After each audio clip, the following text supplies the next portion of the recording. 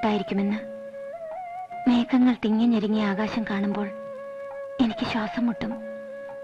ഒരിക്കലെങ്കിലും ഒരു ചന്ദ്രൻ ഉദിക്കുമെന്നും ഇരുളെല്ലാം പ്രകാശത്തിന് വഴിമാറുമെന്നും ഞാൻ കരുതിയതേയില്ല.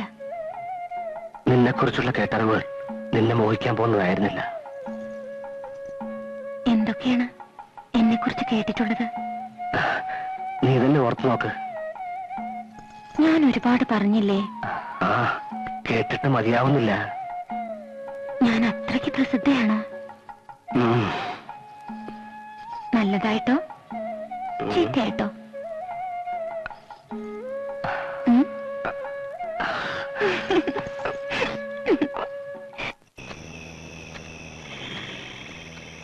ഈശ്വര, അമ്മൂമ്മയ്ക്കൊന്നും വരുത്തരുതേ.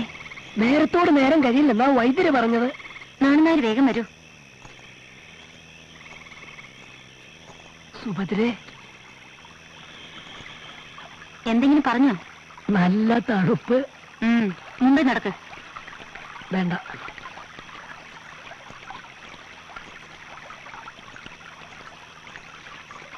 ഒന്നിങ്ങോട്ട് കേറാം. എന്താ പറഞ്ഞത്? അവിടെ ആരുമില്ല. കേട്ടോ?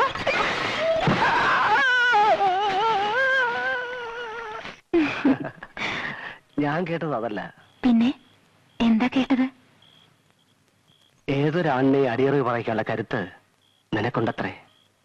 മനസ്സിലായില്ല. നിന്റെ ശീൽക്കാരങ്ങളും അയാളുടെ നിലവിളിയും കേട്ട് വന്നവർ പിറന്ന വേഷത്തിൽ ഇരുളിൽ നീ ഓടി മറന്ന് കണ്ടു അത്രേ. ഓ, അങ്ങനെ ഈ കഥയ്ക്ക് ചിറകുകളുണ്ട് അല്ലേ? നിങ്ങളത് വിശ്വസിക്കുന്നു? നമ്മുടെ ആദ്യരാത്രി നിന്റെ കരച്ചിലല്ലേ അവസാനിച്ചത്?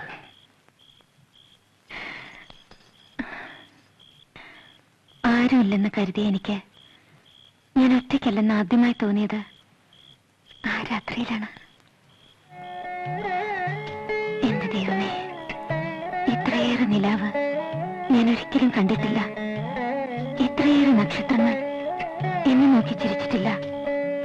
ഈ വെളിച്ചം ഒരിക്കലും കെടാതിരുന്നെങ്കിൽ.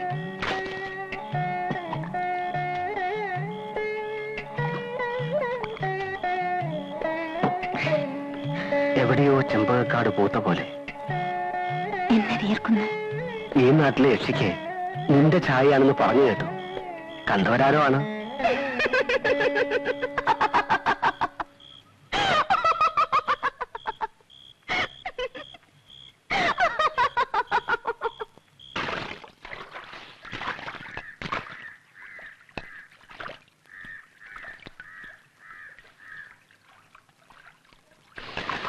ആഹാ, എണ്ണയുടെ നല്ല വാസന.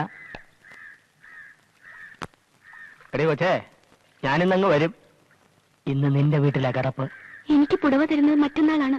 ഏതവനാടി കെട്ടുന്നത്? തമ്പുരാനൊന്നും അല്ലല്ലോ. ആ, നിന്റെ തന്തയോട് മൂത്ത് ചെറുക്കനോടും പറ, വെള്ളായണി മുടിയേറ്റ് കണ്ടിട്ട് നേരം നല്ലോണം പുലർന്നിട്ട് വന്നാ മതി. ഇന്ന് സുന്ദരിമണി.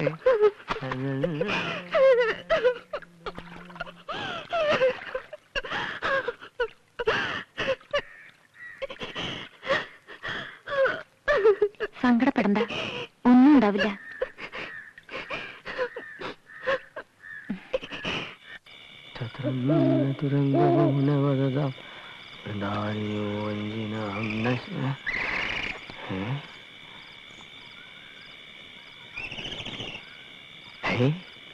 ആരാത്?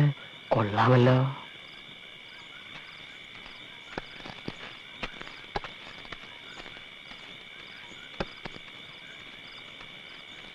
നിൽക്കാൻ, ഞാനും ഉണ്ട് കൂട്ടിനെ.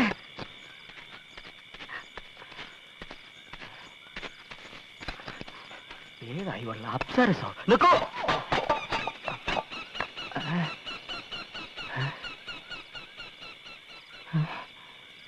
കാണുന്നില്ലല്ലോ.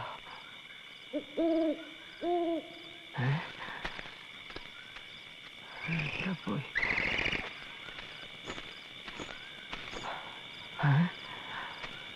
നീ ഇപ്പൊ എവിടെ നിന്ന് വരുന്നു? കുറച്ചകലെ നിന്ന്.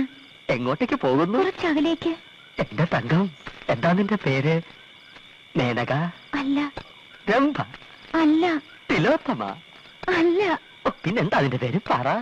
ഇത്തിരി ചുണ്ണാമ്പ് തരുമോ? ഓ തരാമല്ലോ. ചുണ്ണാമ്പ് ചുണ്ണാമ്പോ?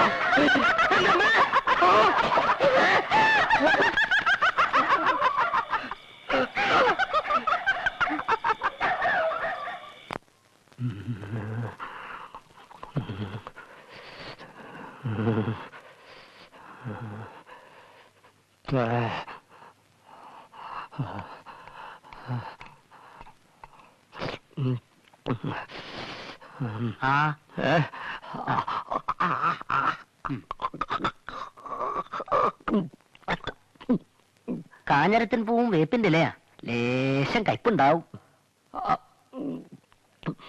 സഹിക്കുക, 3 നേരവും കൊടുക്കുക. ഭേദമല്ലെങ്കിൽ മഠത്തിലേക്ക് കൊണ്ടുവരുന്ന വേണ്ടി വരും. തളമിടിയിലും തളക്കലും ഒക്കെ അവിടെ വെച്ചാകാം. താൻ യക്ഷിയെ കണ്ടത് നേരാണോടോ? എത്ര വട്ടം പറയണം? പ്രതിക്രിയ ചെയ്യാനാണ്.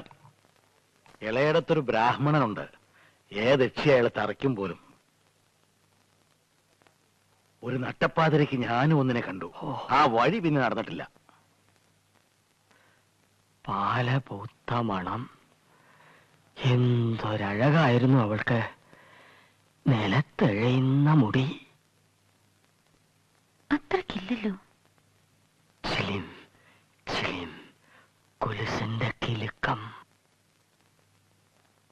ഉടുരാജമുഖി, മൃഗരാജ കടി, ഗജരാജ വിരാജിത മന്ദഗതി. അവൾ യക്ഷിയല്ലായിരുന്നുവെങ്കിലോ?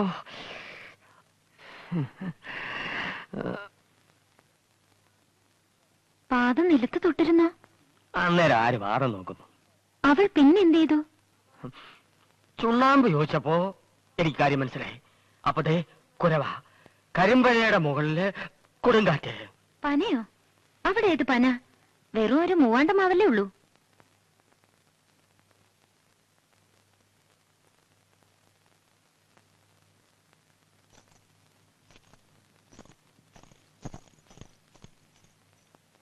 നേരാണല്ലോ.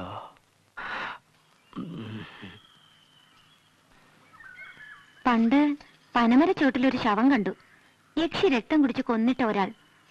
അയാൾ ഞങ്ങളുടെ അകന്ന ബന്ധുവായിരുന്നു. എന്തോ വസ്തുതർക്കം.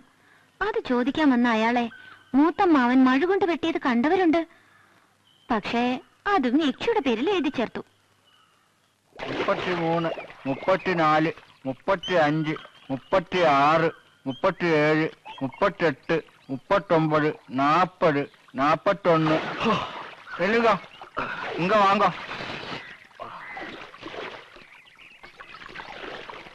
ராமனாவோட அங்கிட்ட சொல்லுங்க, அவர் தம்பி என்கிட்ட இன்னைக்கு கண்டிப்பா பாக்கணும்னு.